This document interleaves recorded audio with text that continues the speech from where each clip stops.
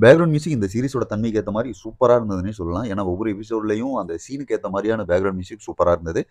சீரிஸோட கதைக்குள்ள போறதுக்காக இந்த ஃபர்ஸ்ட் எபிசோட் டைம் எடுத்துக்கும். அந்த ஃபர்ஸ்ட் எபிசோட எண்டுல இருந்து ஆரம்பிக்கிற கதை, அடுத்து ஒவ்வொரு எபிசோட்லயுமே வந்துட்டு எலவேட் ஆகுற விதம் சூப்பரா இருந்தது. இவரு நல்லவரா? கெட்டவரா? இல்ல உண்மையாவே இவரோட கேரக்டர் என்ன அப்படிங்கிறத நம்ம புரிஞ்சுக்கிறதுக்கு ஒவ்வொரு எபிசோடுமே காலம் எடுத்துக்குதுன்னே சொல்லலாம். அத ரசிக்கும்படியா குடுத்துருக்காங்கன்னே சொல்லலாம். அது மட்டும் இல்லாம ஹீரோயின் வந்துட்டு அந்த ஹீரோவுக்கு பின்னாடி அவங்க பண்ற வேலைகள் எல்லாமே ரொம்ப ரசிக்கும்படியாவே இருந்தது.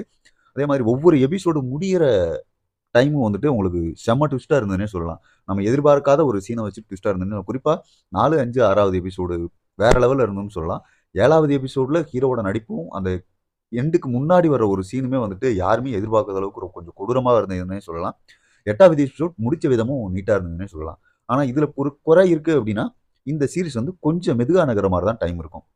ஏன்னா, அந்த ஒவ்வொரு கேரக்டரையும் அந்த ஹீரோவோட கேரக்டர எலவேட் பண்றதுக்காக இவங்க வச்சிருக்க சீன்ஸ் வந்து கொஞ்சம் மெதுவா நகர்ற மாரி இருந்தது. மத்தபடி பெருசா எனக்கு எந்த குறையுமே தெரியல. மொத்தம் 8 எபிசோட் இருக்கு. ஒவ்வொன்னும் வந்துட்டு குறைந்தபட்சம் ஒரு 41 நிமிஷத்துல இருந்து